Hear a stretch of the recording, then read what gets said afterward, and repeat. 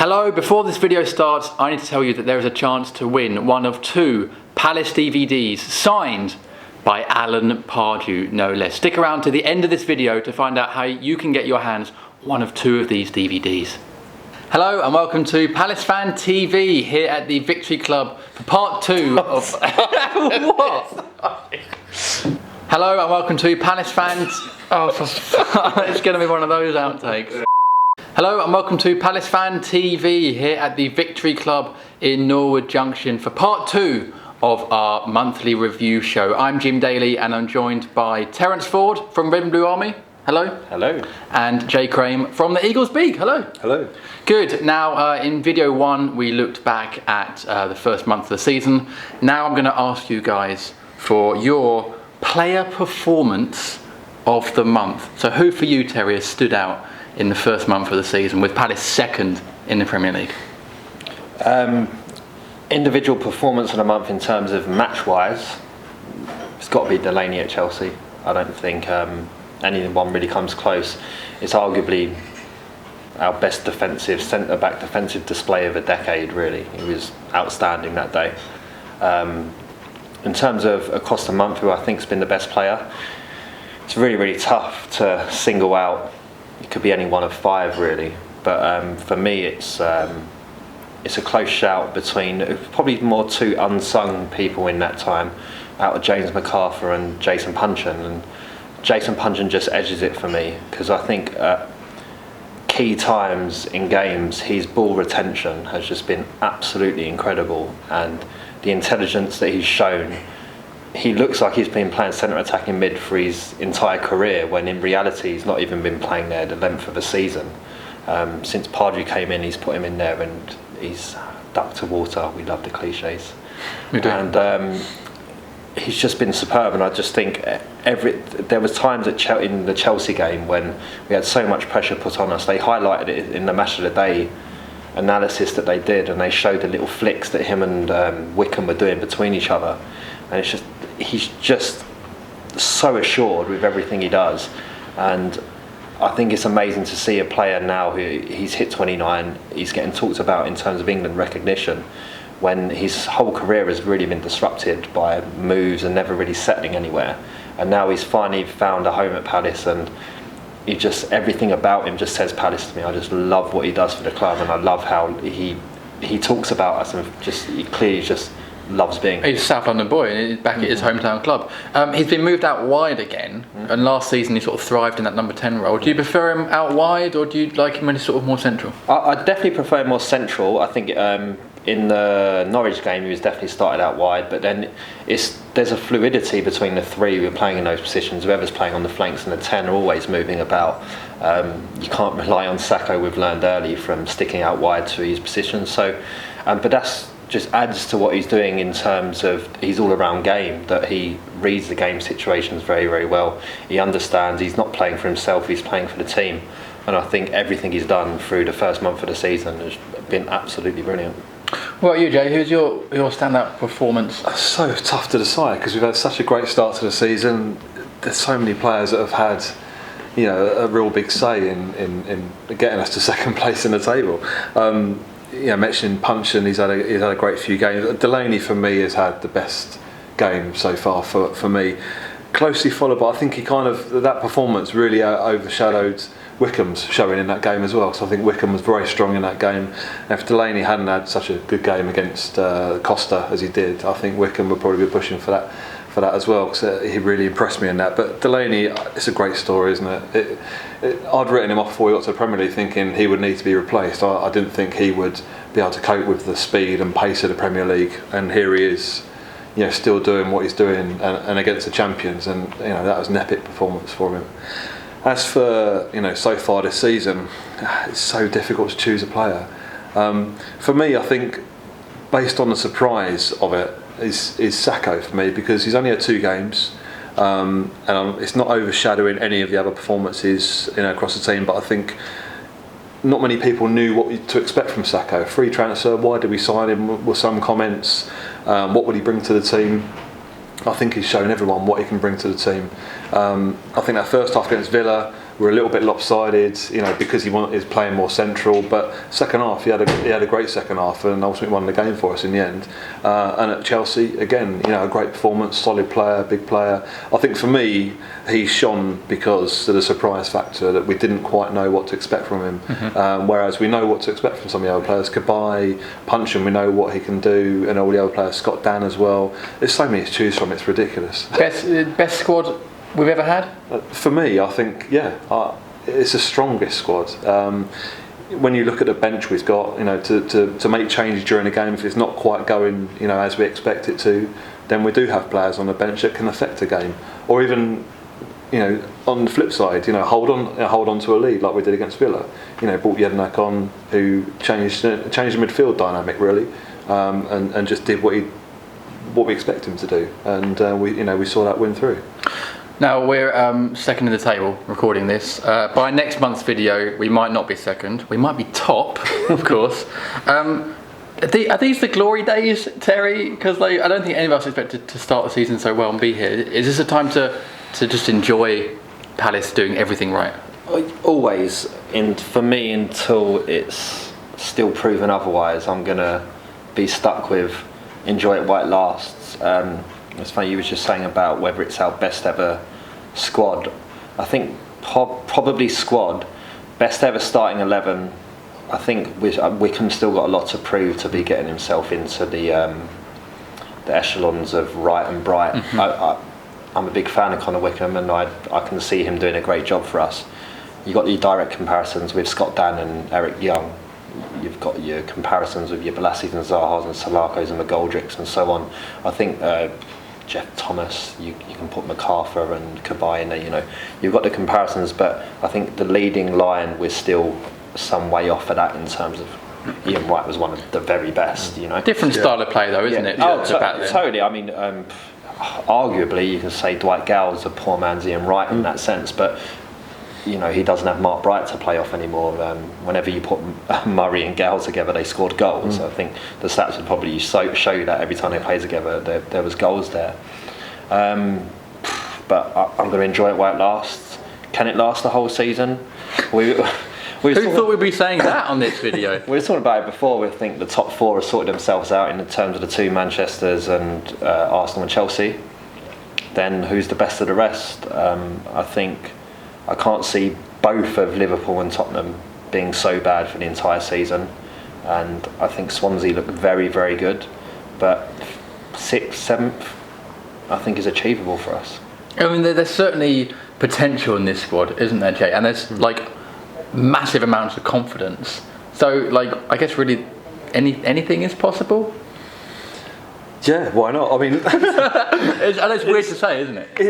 It's not something us Palace fans are used to. We've said it before that we should stop looking over our shoulder, but I think it's just natural to think, is this Palace? I mean, I've even taken screenshots of the Premier League table, just so I can think, in the future I can look back and say we were second in the table once. Just like I used to say that we finished third in the table before. It is for me the best squad since that time we finished third. Didn't get into Europe for different reasons, but I'm just enjoying it while I can. I think all other Palace fans should as well, because football is football. You just don't know what's around the corner. With a few injuries or suspensions, things could change. The formation will change, the dynamic could change. But second in the table after 5 games. Well, we're heading to our 5th game now, and 3 of those games would be against 3 of the top 4 from last season. We've won the games we wanted to win, which is Norwich and Villa. The other 3, you'd hope to get something out of one of them, 2 of them pushing it. But going into the 5th game of the season, where we are is just fantastic. So just enjoy it, I think. Well, speaking of changes, we did see one big change on deadline day. Deadline day was quite quiet for Palace compared to the last couple of years. Glenn Murray departed to Bournemouth. This is a part of the video where we're going to get quite sad. For £5 million reportedly. How do we feel about that, chaps? Was it the right decision, or are you still cut up about it?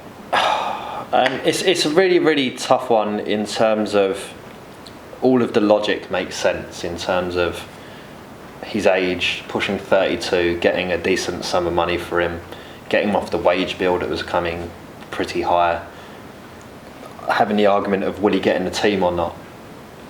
But for me, it's what does the £5 million buyer what Glenn Murray offers off of the field, not just within the fans who love him, and any time he comes on the field there's always a lift, but just what he can offer off the field. I said in a couple of the videos previously, I think he'd have a lot to offer Connor Wickham in terms of teaching him the more wily ways of the game, and that's gone away for Wickham now. So does the £5 million in exchange give what we're losing with him? I don't think so, and I would love to have seen him stay, but I understand the reasons why it's happened, and you know, for him, we don't really owe him anything. You know, we signed him on the free, he got us promoted effectively almost single-handedly, and he's been offered a very large contract for 3 years.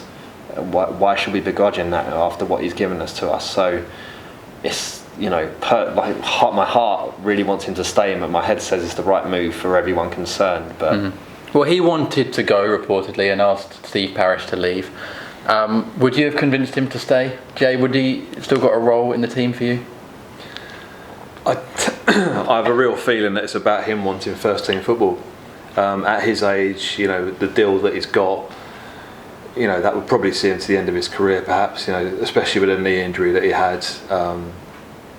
I hope he does well for Bournemouth, I really do, just not against us. Obviously, his record of scoring against Brighton for us, it worries me. Exactly. It is a sad moment, but players do leave. He will, you know, he's always going to be a Palace legend for what he's done for us. It's just a real shame for me that he got injured when he did. And it took him so long to get back, and you know, he fought back from that, which is fantastic to see him. And the second half of last season, when he came back, you know, from loan from Reading, I think that's probably, you know, that one of the best moments of seeing him, you know, scoring goals in the Premier League for a player, which, you know, you would always ask questions whether a player of his calibre could actually do that at the top level, and he proved it, even coming back from a serious knee injury. You know, it started this season, you know, against Norwich, he looked, you know, lucky to stay on the pitch perhaps, and I just wonder that his role in the team has kind of expired a little bit, and maybe Palace have kind of outgrown him in a way. You know, we're moving up. Do we keep a player like that? You're right, he would have helped Wickham an awful lot, but you know, as a place in a squad, a player that will want to play football at his age, it's hard to begrudge him that, it really is. With him going and rumours of Jednak potentially leaving, are we outgrowing that team that got us up? Are we actually progressing quicker now, and are we going to see more of that kind of, that unit, that era from a couple of years ago departing? Very possibly. I think January would be quite telling, actually, to see what happens between now and then, whether any of those players such as Ledley and Jednak will actually get in the team or get any football. It's a sad thing to see, because I like that basis of having the players that have got us into the Premier League. You know, Delaney's one, and there's a few others dotted around that got us into the Premier League, and you know, we don't owe them anything, like Terence said about Murray. I just think that, you know, if we want to move on and evolve as a team, then I think some of these decisions will have to be made, and some of these players will have to move on. Who'd have thought that from that team that got promoted, that Delaney might be one of the ones that would still be playing? You know, and that's no disrespect to him, because he's been absolutely fantastic, but we are progressing, aren't we? We certainly are. I was a bit worried on deadline day where it looks like we'd lose Murray and Jednak. I mean, I was on Hull Radio last week and we spoke to Steve Parish, and he was saying, we said to Jednak, go and have a discussion, like the offer's there, no pressure for you to leave or stay, we just feel like we owe you that to say, you know, someone's come couldn't understand it, you're more than welcome to come back.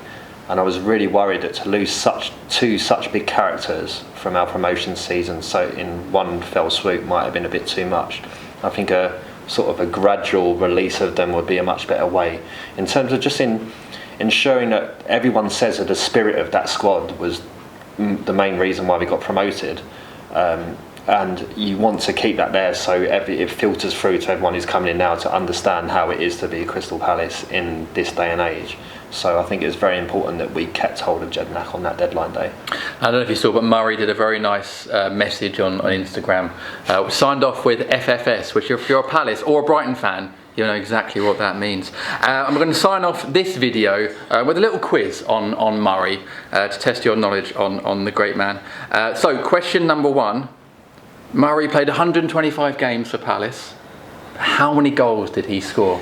Was it 45, 46 or 47? 47.